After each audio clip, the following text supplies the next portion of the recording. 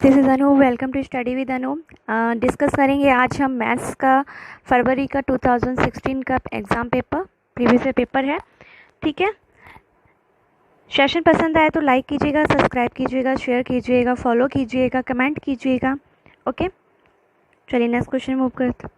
हाँ जी, तो हमारे सामने फर्स्ट क्वेश्चन है। आज हम जल्दी जल्दी करेंगे क्योंकि हमने जब CDP का किया था तो बहुत स्लो हुआ था, काफ़ी टाइम लग गया था। ठीक है जी, सॉरी। फर्स्ट क्वेश्चन है आपके स्क्रीन पे। According to the NCF 2005, which one of the following is not a major aim of mathematics education in primary schools. मतलब राष्ट्रीय पाठ्यचर्या रूपरेखा NCF 2005 के अनुसार प्राथमिक विद्यालयों में गणित पढ़ाने का मुख्य उद्देश्य निम्नलिखित में से कौन सा नहीं है।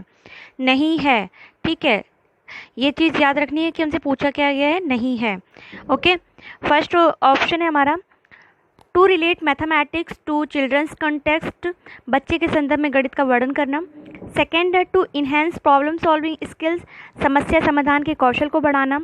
थर्ड है to prepare for higher education in mathematics, गणित में उच्चतर पढ़ाई की तैयारी कराना।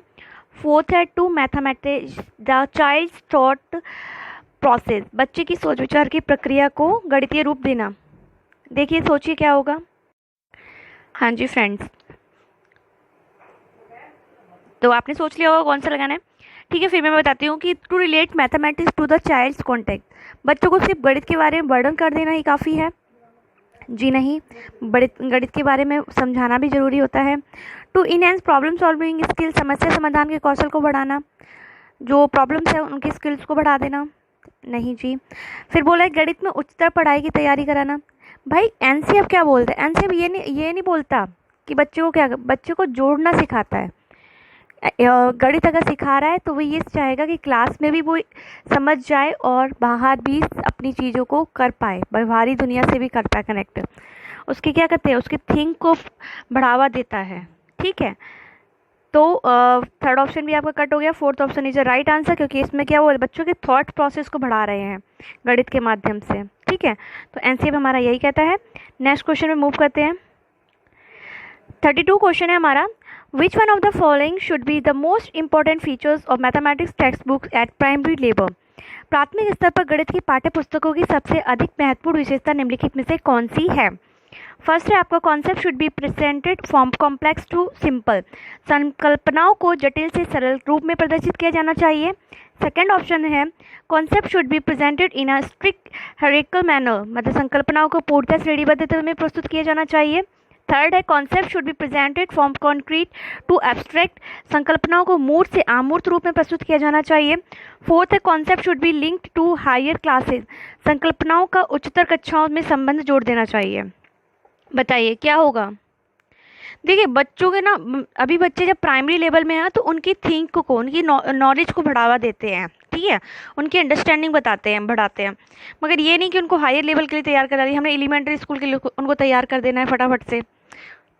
क्योंकि कोई भी बच्चा सीखता है तो उसको हम धीरे धीरे शुरू करते हैं ना। पहले 1 2 3 सिखाएंगे, फिर 2 टेबल सिखाएंगे, फिर और कुछ प्लस माइनस सिखाएंगे, है ना। तो फोर्थ ऑप्शन तो आपका होगा नहीं, तो कट कर दीजिए फटाफट से। फिर आपका बोल रहा है कि संकल्पनाओं के जटिल से सरल रूप में प्रदर्शित किया जाना चाहिए। भाई पहले आपने बच्चे को दिखा दिया कि आपने सारा बता दिया कि ये देखिए ये होता है, उसके बाद आप उसको एग्जाम्पल दे रहे हैं। भाई पहले आपने उसको कठिन चीज़ें बता दी, उसके बाद आप एग्जाम्पल दे रहे हैं, तो बच्चे को इतने अच्छे समझ में नहीं आएगा। तो फर्स्ट ऑप्शन भी कट हो गया। फिर सेकंड बोल रहा है कि concept should be presented in a strict hierarchical manner, मतलब बहुत ज़्यादा संकल्पनाओं को पूर्ण श्रेणीबद्ध रूप में प्रस्तुत किया जाना चाहिए। मतलब बच्चों को एक ही लाइन से बताना चाहिए। और सीधी सी बात है कि बच्चों को कभी भी हम श्रेणीबद्ध तरीके से पढ़ा नहीं सकते, बच्चों को अलग अलग तरीके से हमें पढ़ाना चाहिए। तो सेकंड ऑप्शन भी कट आपका बचता, आपका थर्ड ऑप्शन है तो सही है, पर फिर बता देते हैं। Concept should be presented from concrete to abstract, संकल्पनाओं को मूर्त से अमूर्त रूप में प्रस्तुत किया जाना चाहिए। क्यों? क्योंकि जब बच्चे को एग्जाम्पल आप पहले बताएंगे, उसके बाद आप कोई रूल बताएंगे, तो बच्चों को ज़्यादा अच्छे से समझ में आएगा। ओके, तो third option is the right answer. चलिए नेक्स्ट क्वेश्चन पे मूव करते हैं। 33 क्वेश्चन आपके सामने है। Which one of the following represented the correct sequence of development of geometrical understanding? ज्यामितीय समझ को विकसित करने के लिए निम्नलिखित में से कौन सा श्रेणी क्रम सही है। First visualisation, analysis, informative deduction, formal deduction, मतलब मानसीय चित्रण, विश्लेषण और अनौपचारिक निगमन, औपचारिक निगमन। सेकेंड है formal deduction, informal deduction, visualisation, analysis, या फिर औपचारिक निगमन, अनौपचारिक निगमन, मानसिक चित्रण या विश्लेषण। थर्ड है आपका visualisation, analysis, formal deduction, informal deduction, मानसिक चित्रण, विश्लेषण, औपचारिक निगमन, अनौपचारिक निगमन। फोर्थ है आपके सामने visualisation, formal dictation, analysis, informal dictation, मानसिक चित्रण, औपचारिक निगमन, विश्लेषण, अनौपचारिक निगमन। क्या होगा देखिए और फिर बताइए। पूछा गया है कि ज्यामितीय समझ को विकसित करने के लिए, मतलब हमारी जो ज्योमेट्री होती है उसकी समझ को विकसित करने के लिए हम सबसे पहले क्या चीज़ प्रेजेंट करते हैं। देखिए पहले हम क्या बताते हैं, किसी चीज कोई चित्र बताते हैं, है ना, उसके बाद उसको विभेद करके दिखाते हैं, फिर उसको क्या करते हैं हम फॉर्मल चीज़ में दिखाते हैं, फिर इनफॉर्मल चीज़ में दिखाते हैं, है ना। तो आपको कौन सा ऑप्शन सही लग रहा है? हाँ, कौन सा आपको दिख रहा है? Third option is the right answer. Okay, चलिए नेक्स्ट क्वेश्चन पे चलते हैं। 34 क्वेश्चन है आपके सामने। विच one of the following statement is true, निम्नलिखित में से कौन सा कथन सही है? फर्स्ट है zero should be introduced at the time of teaching place value, स्थानीय मान सिखाते समय शून्य का परिचय दिया जाना चाहिए। Second, zero should be the first numerical to be taught, पढ़ाई जाने वाली प्रथम संख्या शून्य होनी चाहिए। Zero should be introduce after childrens develop number sense, बच्चों में संख्या ज्ञान विकसित होने के बाद शून्य का परिचय दिया जाना चाहिए। फोर्थ है आपका zero should be introduce after number 9, संख्या 9 के बाद शून्य का परिचय दिया जाना चाहिए। बताइए क्या होगा, सोचिए। देखिए अभी हम बच्चे को बोल रहे हैं कि इंट्रोड्यूस कराना है time of teaching place value, मतलब स्थानीय मान सिखाते समय शून्य का परिचय दिया जाना चाहिए, या फिर पढ़ाई जाने वाली प्रथम संख्या शून्य होनी चाहिए, बच्चों की संख्या ज्ञान विकसित होने के बाद शून्य का परिचय दिया जाना चाहिए। देखिए जब भी हम बच्चे को सिखाते हैं तो हम क्या करते हैं, हम बच्चे को पहले 1 सिखाते हैं, फिर 2 सिखाते हैं, फिर 3 सिखाते हैं, 4 सिखाते हैं, है ना। जब बच्चों को इन संख्याओं का ज्ञान हो जाता है तभी तो हम उसको जीरो के बारे में बता पाते हैं। जैसे हमने उसको दो लिखना सिखाया, फिर हम उसे 2 0 लिखना सिखाते हैं, तो पहले उसको हम संख्या का ज्ञान सिखा देते हैं, उसके बाद हम क्या करते हैं, उसको शून्य का परिचय कराते हैं। बच्चों में क्या होता है, संख्या ज्ञान विकसित होने के बाद शून्य का परिचय दिया जाना चाहिए। अगर ऐसा नहीं किया तो बच्चों को शून्य समझने में कठिनाई होगी। ठीक है, तो आपको कौन सा ऑप्शन सही हो गया?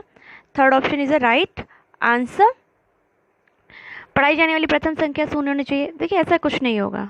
ठीक है, चलिए नेक्स्ट क्वेश्चन मूव करते हैं।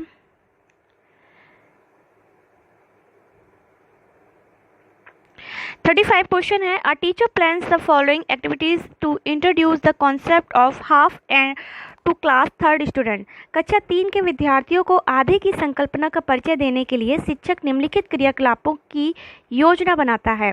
First, shows picture representing half, चित्र दिखाता है जिसमें आधा प्रदर्शित किया जा गया है। Second, right symbol of for half, आधे का चित्र लिखता है।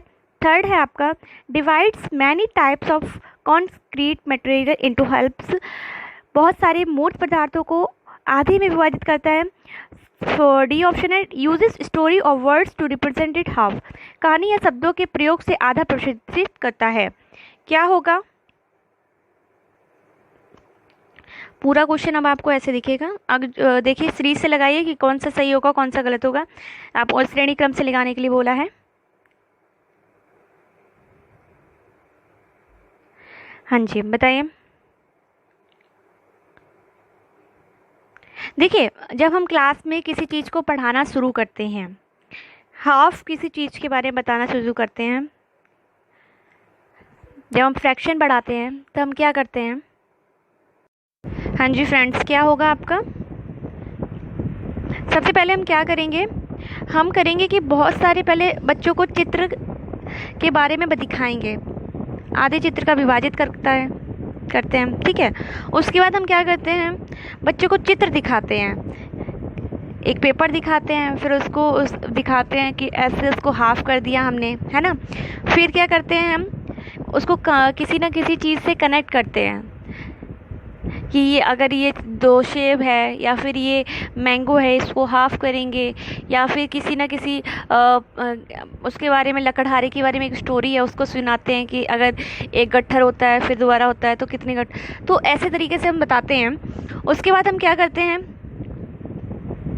उसके बाद हम बच्चे को बताते हैं कि उसका क्या है, वो आधा है या चौथाई है या तिहाई है ना। तो कौन सा ऑप्शन लग रहा है आपको? इतना मैंने समझा दिया है। हाँ जी, कौन सा होगा? 4th option is the right answer. चलिए नेक्स्ट क्वेश्चन पे मूव करते हैं। 36 क्वेश्चन है आपकी स्क्रीन पे, देखिए। Which one of the following is true about teaching and learning of mathematics in class 1st and 2nd? कक्षा 1 और 2 के गणितीय शिक्षण और अधिगम के लिए निम्नलिखित में से कौन सा सही है? फर्स्ट ऑप्शन है only oral mathematics problem should be done in class 1st and 2nd। कक्षा 1 और 2 के में केवल गणित के मौखिक प्रश्नों को कराया जाना चाहिए। सेकंड है mathematics should be integrate with other subject like language, art etcetera. गणित का अन्य विषयों जैसे कि भाषा, कला इत्यादि से समाकलन किया जाना चाहिए। थर्ड है mathematics should not be taught in class 1st and 2nd। कक्षा 1st और 2nd में गणित की नहीं पढ़ाया जाना चाहिए। फोर्थ है lots opportunities for practice should be provided. अभ्यास के लिए बहुत अधिक अवसर उपलब्ध कराए जाने चाहिए। देखिए 4th ऑप्शन आपका होगा नहीं, सीधा से कट कर दीजिए, क्योंकि इन्होंने क्या बोल दिया है, इन्होंने बोल दिया आपसे कि अभ्यास के लिए बहुत अधिक अवसर उपलब्ध कराने चाहिए। भाई बच्चा ही 1st क्लास में है, उसको बहुत सारा आप काम दे देंगे तो बच्चा बोर हो जाएगा ना, तो 4th ऑप्शन नहीं होगा। फिर आपको बोला है कि कक्षा 1st और 2nd में केवल गणित के मौखिक प्रश्नों को ही कराया जाना चाहिए। बच्चों से बस ओरल टेस्ट ही करवाना चाहिए, उनसे उनकी बस उन पे ही बात करनी चाहिए, ऐसा नहीं होता है। बच्चों को थोड़ा बहुत लिखवाना भी चाहिए ना, समझाना चाहिए, तो फर्स्ट ऑप्शन भी नहीं होगा। गणित को अन्य विषयों जैसे भाषा, कला इत्यादि से समाकलन किया जाना, हाँ गणित को अन्य विषयों से जोड़कर पढ़ाना चाहिए। हमारा जो एजुकेशन है वो ये कहता है कि हर एक सब्जेक्ट एक ना दूसरे से कनेक्टेड है, तो क्या होगा? Second option is the right answer. Third option कह रहा है कक्षा 1st और 2nd में गणित नहीं पढ़ाया जाना चाहिए। ऐसा तो हो ही नहीं सकता, बच्चे को 1st क्लास से ही आप गणित का 1 बनाना सिखाएंगे, 2 बनाना सिखाएंगे, है ना। चलिए नेक्स्ट क्वेश्चन पे करते हैं, ऑफ करती हूँ, आपको समझ में आया होगा। हाँ जी 37 क्वेश्चन है जी। देखिए बोला है if 1001 into 111 is equal to 10000 plus 11 into dash then the number in the blank spaces. यदि 1001 into 111 is equal to 11000 plus 11 into dash है तो रिक्त स्थान में संख्या है। आपको ये निकालना है, फटाफट से देखिए क्या होगा।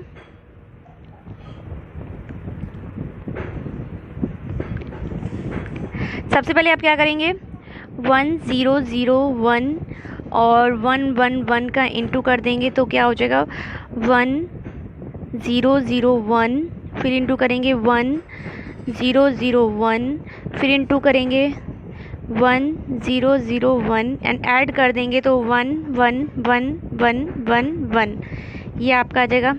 ठीक है, फिर बोल क्या रहा है कि इजिकल टू में आपको देख रखा है, इजिकल टू में आपको देख रहा है 11000 4 टाइम है, और ये आपको दे रखा है तो 11111, ये 6 टाइम दे रखा था ना आपको। ठीक है, अब आप इसमें से माइनस कर दीजिए, कितना हो जाएगा, क्योंकि हमने 11x अलग रख लिया है। इजिकल टू अभी ये चल रहा है आपका सिस्टम सारा, तो आप इसको माइनस करिए, 10 में से 1 गया तो 9 आ जाएगा, है ना। 10 में से 1 जाएगा तो कितना हो जाएगा 9, फिर 9 में से 1 जाएगा कितना हो जाएगा, ओ सॉरी मैं क्या कर रही हूँ, मेरा दिमाग देखो, ये बड़ी संख्या है उसको मैं छोटी संख्या से कट कर रही हूँ, फिर भी प्रॉब्लम था। Okay sorry. हाँ जी, ये देखिए हमारा ये निकला है। ठीक है, हाँ जी, हमारे सामने आगे नंबर आ गया है कि 11111 इज इक्वल टू हमें दे रखा है 11000 प्लस 11 इंटू एक्स। ओके, फिर हम करेंगे, हमने इसको इंटू कर दिया तो कितना हो जाएगा 11x इज इक्वल टू, इसमें से माइनस करेंगे 1 1 1 माइनस 1 0 0 0 0, ये 1 है। ओके, जब इसमें से माइनस करेंगे तो कितना आ जाएगा हमारा आ जाएगा 1 1 1। फिर x में से इसे माइनस करेंगे तो कितना आ जाएगा 1 0 1। x बराबर कितना हो जाएगा 1 0 1। तो second option is a right answer. Sorry, वो थोड़ा कंफ्यूज हो गई थी। चलिए नेक्स्ट क्वेश्चन पे मूव करते हैं, 38 क्वेश्चन पे। जी 38 क्वेश्चन कह रहा है कि if the place value of 5 in 15201 plus the place value of 6 into 659 is equal to 7 into dash, then the number in the blank space is। यदि 15 में 5 का स्थानीय मान प्लस 2659 में 6 का स्थानीय मान is equal to 7 into dash है, तो रिक्त स्थान में संख्या होगी क्या। ठीक है, जब हमें पूछा गया 5 का, तो भाई हमने 5 का निकाल दिया, स्थानीय मान कितना हो गया 5000। ओके, 3 टाइम हो गया। फिर प्लस, फिर बोला है भाई 6 का, तो हमने 6 लिखा, फिर 0 0 स्थानीय मान बोला था, इन्होंने लिख दिया। फिर इन्होंने बोला is equal to 7 into x, dash है ना तो एक्स हो जाएगा। Okay, x. अब इन दोनों को ऐड कर देंगे तो कितना हो जाएगा 5600। ओके, इधर हो गया आपका 7x, x is equal to cut कर दो इसको तो कितना हो जाएगा 8 टाइम चला जाएगा, तो क्या हो जाएगा 800। x इज इक्वल टू कितना आ जाएगा 800। तो third option is the right answer. चलिए नेक्स्ट क्वेश्चन पे मूव करते हैं।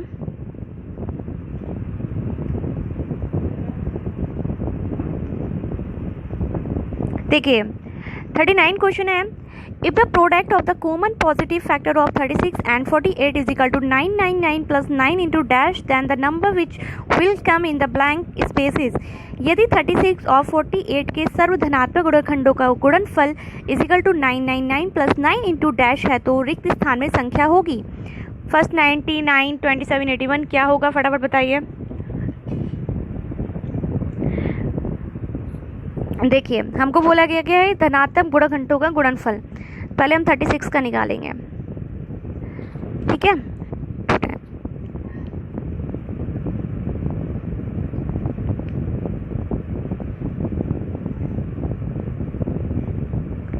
48 का कर देंगे ऐसे ही।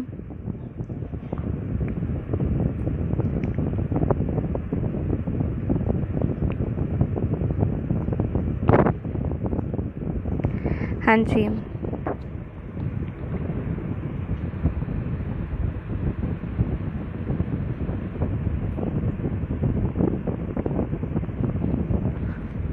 ओ धनात्मक गुणनखंडों का गुणनफल पूछा हो। मैं देखो क्या कर रही हूँ आज, पता नहीं कहाँ दिमाग है। सॉरी सॉरी सॉरी, बोलती भी हूँ फिर भी गलत कर देती हूँ।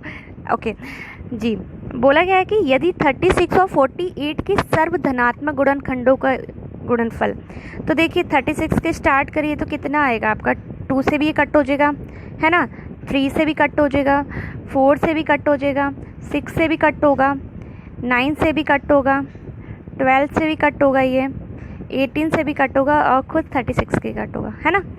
और ये हमारा 48 का अगर देखेंगे तो इसका क्या हो जाएगा, ये 2 से हो जाएगा, 3 से भी हो जाएगा, 4 से भी हो जाएगा, और किससे हो सकता है 6 से हो सकता है, 8 से हो सकता है, और 12 से हो सकता है, 24 से हो सकता है, 48 से हो सकता है। देखिए कॉमन ले लीजिए, ये भी है, ये भी है, और कौन सा कॉमन है, 4 भी कॉमन है, 6 भी कॉमन है, 12 भी कॉमन है, और कोई कॉमन है नहीं। तो बस हमें कौन कौन सी संख्याएं लेनी है, 2 इंटू 3 इंटू 4 इंटू 6 इंटू 12, ये लेना है। ओके, इन सब पूरा कर देते हैं।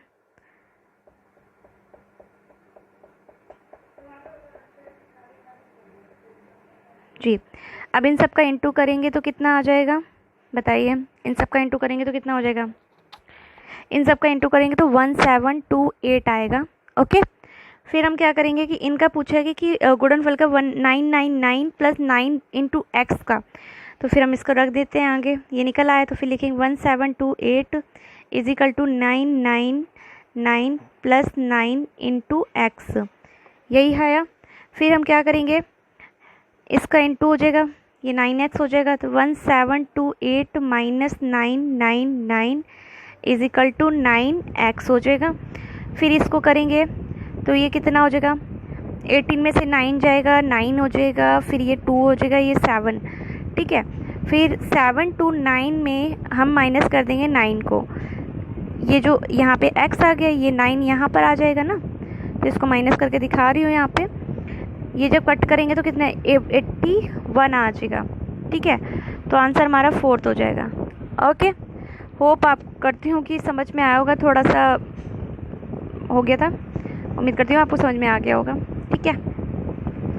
चलिए नेक्स्ट क्वेश्चन पे मूव करती हूँ।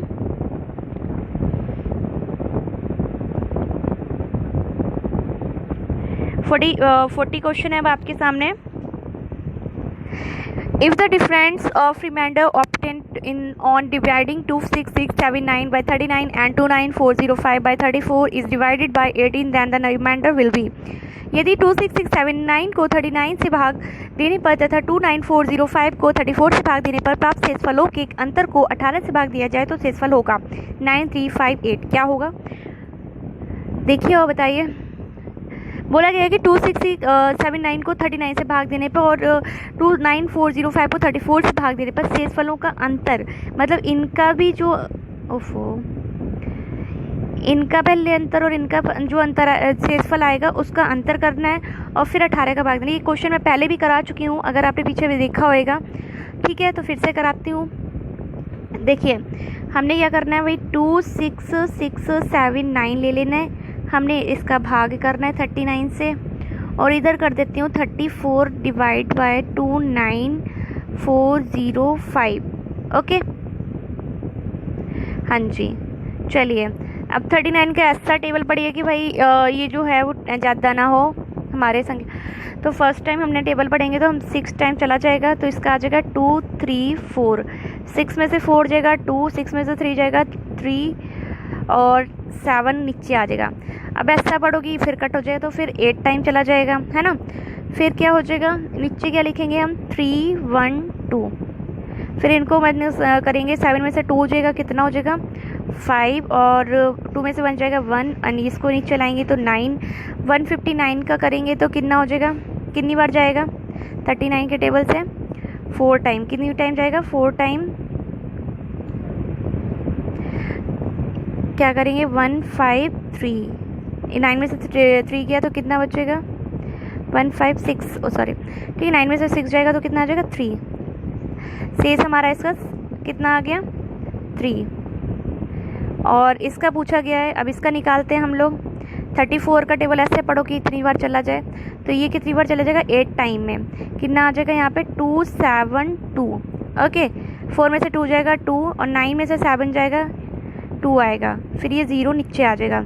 फिर 34 का टेबल पढ़ोगी 2 2 0 से ज़्यादा भी ना हो तो 6 टाइम हो जाएगा, इधर आ जाएगा 204, 10 में से 4 जाएगा, कितना हो जाएगा 6 और इधर 1, फिर इसको ले लेंगे नीचे 5।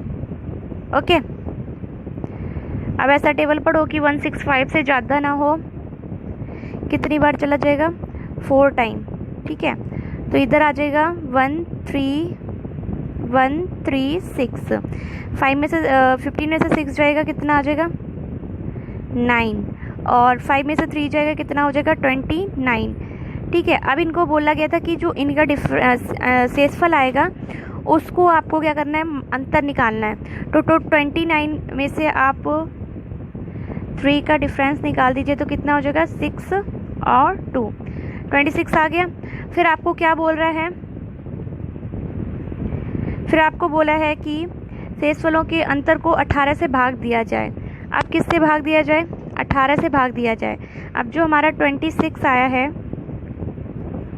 उसको 18 से भाग देंगे तो कितना हो जाएगा,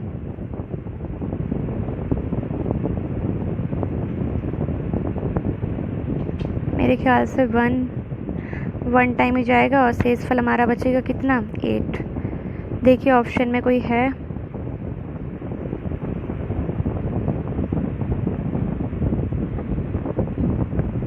क्या हो जाएगा हमारा, फोर्थ ऑप्शन हो जाएगा, क्योंकि इसमें ही 8 आ रहा है।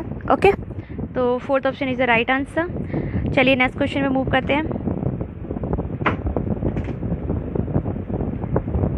41 क्वेश्चन है आपके सामने। The smallest common multiple of 36, 54 and 90, 60 plus 90 is equal to. The 36, 54 और 60 का सबसे छोटा सर्वगुणज 90 के बराबर है, भाग के बराबर है। क्या होगा, डिवाइड करना है। ठीक है, हमसे क्या पूछा गया है, सर्वगुणज। क्या मतलब होता है इसका, लाशा। ठीक है, चलिए भाई निकाल देते हैं फटाफट। 36, 54, 60 का 2 से करते हैं, 2 4 एंड 2 3, फिर करेंगे 2 से चला जाएगा 9 टाइम, ये 27 ही रहेगा, 1 और 5 टाइम हो जाएगा, है ना। फिर ये 3 से चला जाएगा 3 और 27 का करेंगे, फिर ये 5 टाइम, फिर ये जाएगा 3 से 1 3 5। ओके, फिर करेंगे 3 से 1 3 1, यहाँ पे 1 ही हो जाएगा, 5 और फिर 5 से करेंगे 1 1 1। तो हमारे पास क्या हो गया, 2 2 3 3 3 5। इन सबको इंटू करेंगे तो कितना हो जाएगा, इन सबको इंटू कर लीजिए, कितना हो जाएगा, इन सबको इंटू करेंगे कितना हो जाएगा, 540। फिर उन्होंने बोला कि भाग देंगे हम किससे, 90 से। किससे देना है हमको, 90 से भाग देना है जो बराबर हो जाए। अब 540 को 90 से करेंगे तो कितना हो जाएगा, 9 का टेबल 54 टाइम कितना हो जाएगा, 6 टाइम। ओके, तो third option is the right answer. चलिए नेक्स्ट क्वेश्चन में मूव करते हैं।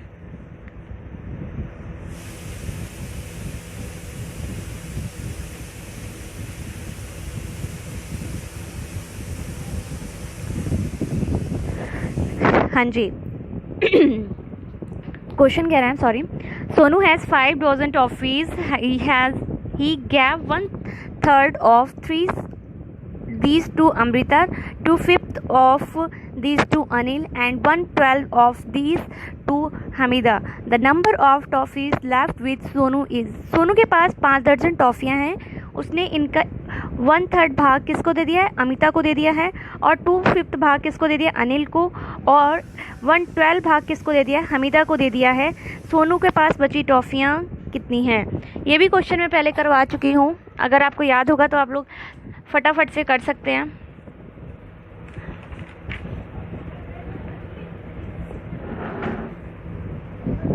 कितनी बोली गई हैं, 5 डजन टॉफ़ियाँ, 5 दर्जन टॉफ़ियाँ बोली गई हैं। तो मैं आपको बताया था कि 5 × 12 कर दीजिए, तुरंत से ही कितना हो जाएगा आपका, 60 टॉफ़ीज़ है। ठीक है, फिर आपने कितनी कितनी किसको दे दी हैं, 1/3 आपने अमिता को दे दी हैं, 2/5 आपने अनिल को दे दी हैं, और 1/12 आपने इनको दे दी हैं। तो इन सब का करेंगे तो कितना आ जाएगा, एलसीएम लेंगे तो इसका 60 आ जाएगा। यहाँ पे 20 + 24 प्लस आपका 5 है ना, इन सबको ऐड करेंगे कितना हो जाएगा, 49/6। फिर 1 टॉफ़ी कितना, फिर एक टॉफ़ी जो है सब एक टॉफ़ी का अगर निकालते हैं तो कितना हो जाएगा, शेष भाग का, सोनू के पास शेष भाग टॉफ़ियों का बचेगा तो 149/60। तो इसको करेंगे तो कितना हो जाएगा, 60 - 49/60, 60 में से 49 जाएगा तो कितना हो जाएगा, 11/60, 11/60। और शेष टॉफ़ियों की संख्या आप करेंगे तो कितना, 60 कट हो जाएगा तो कितनी हो जाएगा आपको, first option right answer, 11 toffees बचाएंगे। ओके, चलिए उम्मीद करती हूँ क्वेश्चन समझ में आ गया होगा। 43 क्वेश्चन है आपकी स्क्रीन पे, बोल रहा है कि if 112 ones plus 12000 is equal to 11012 plus dash tens, then the number in the blank space is। यदि 112 इकाई plus 12 4 is equal to 11012 plus dash दहाई है, तो रिक्त स्थान में संख्या है। मैंने आपको पहले ही बताया था कि आपको कुछ भी नहीं करना है, सिंपल सा है।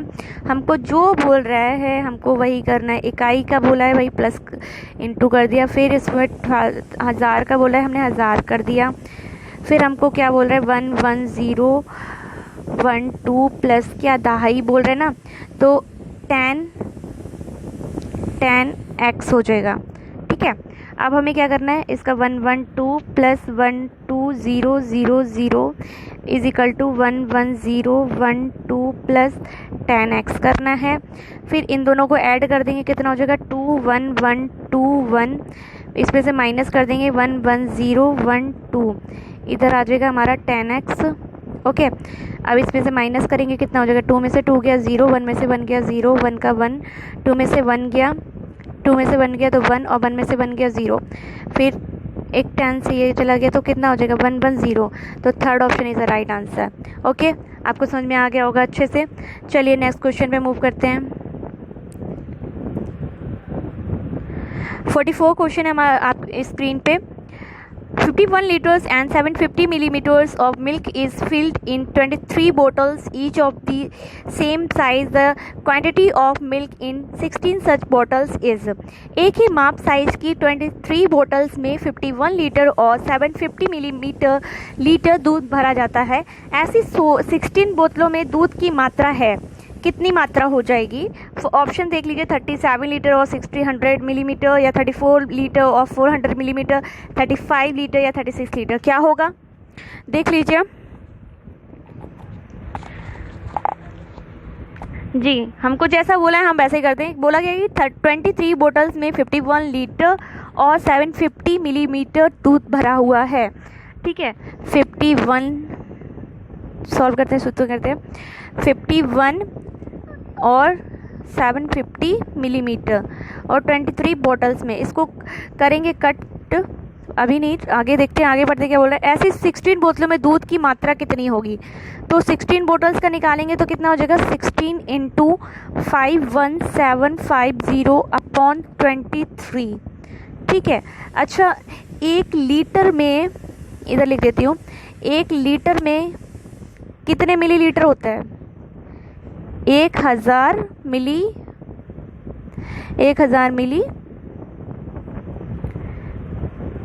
लीटर। ओके, ये आपको याद रखना है। अब आप इसको कट करेंगे तो कितना आ जाएगा? इसको इससे कट करेंगे तो कट कर दीजिए, तो मैं कर देती हूँ, इसका आ जाएगा 2250। अब इन दोनों को आप इंटू कर दीजिए जल्दी से, कितना हो जाएगा? हाँ जी, कितना हो जाएगा 36000। इन दोनों का इंटू करेंगे 220 और 16 का तो कितना, फिर आपको क्या निकालना है? लीटर में निकालना है, तो बस 36 हो जाएगा, क्योंकि आपको पता है 1 लीटर में कितना हो जाए, 1000 मिलीलीटर होता है, तो 36, fourth option is the right answer. ठीक है, चलिए नेक्स्ट क्वेश्चन पे मूव करते हैं। हाँ जी, 45 क्वेश्चन क्या कह रहा है देखते हैं, टाइमिंग देखते हैं, बहुत हो गया है, इसलिए लास्ट क्वेश्चन रखते हैं, फिर आगे कराएंगे बाद में। हाँ जी, बोल रहे हैं कि a distance of 112 centimetres on a map represents 200 kilometres on the ground if 2 cities are 1800 kilometres apart on the ground, then their distance on the map will be. किसी मानचित्र पर 112 सेंटीमीटर की दूरी भूमि पर 200 किलोमीटर की दूरी को निरूपित करती है। यदि भूमि पर 2 नगर 1800 किलोमीटर की दूरी पर स्थित हैं, तो मानचित्र पर उनकी दूरी होगी, कितनी होगी? 9 सेंटीमीटर होगी, 3.5 सेंटीमीटर होगी, 4.5 सेंटीमीटर होगी, या 6 सेंटीमीटर होगी, कितनी होगी? बोला गया कि 200 किलोमीटर की दूरी मानचित्र पर इंकित होती है, वो भी कितने? 112 सेंटीमीटर। तो आप देख लीजिए, हम पूरा नहीं लिखते हैं, 200 का लिखते हैं, 112 सेंटीमीटर इन्होंने दिया हुआ है। ठीक है, फिर बोला गया कि आगे बोलते हैं यदि भूमि पर 2 नगर 1800 किलोमीटर की दूरी पर हो, कितनी? 1800 मीटर। तो पहले हम इसका निकाल देते कि अगर 200 किलोमीटर की दूरी पर इतना है, तो 1 किलोमीटर की दूरी पर कितना होगा? तो इसको करेंगे तो कितना हो जाएगा? 1/2 इंटू 200 इज इक्वल टू कितना हो जाएगा? चलिए आगे बढ़ते हैं। फिर बोला कि यदि भूमि पर दो नगर 1800 किलोमीटर की दूरी पर, कितने 1800 की किलोमीटर की दूरी पर हैं, हटाओ इसको यार, हाँ 1800 किलोमीटर की दूरी पर हैं, तो कितना हो जाएगा 1/2 इंटू 200, 0 से 0 गया, 0 से, अगर आप इन सबको इंटू करके देखेंगे तो कितना हो जाएगा, देख लीजिए, कट कर दीजिए, कितना हो जाएगा 9/2, और इसको करेंगे तो कितना हो जाएगा 2 4 8 और 1, तो कितना हो जाएगा 4.5 centimetre. Third option is the right answer. ठीक है, 4.5 सेंटीमीटर होगा आंसर।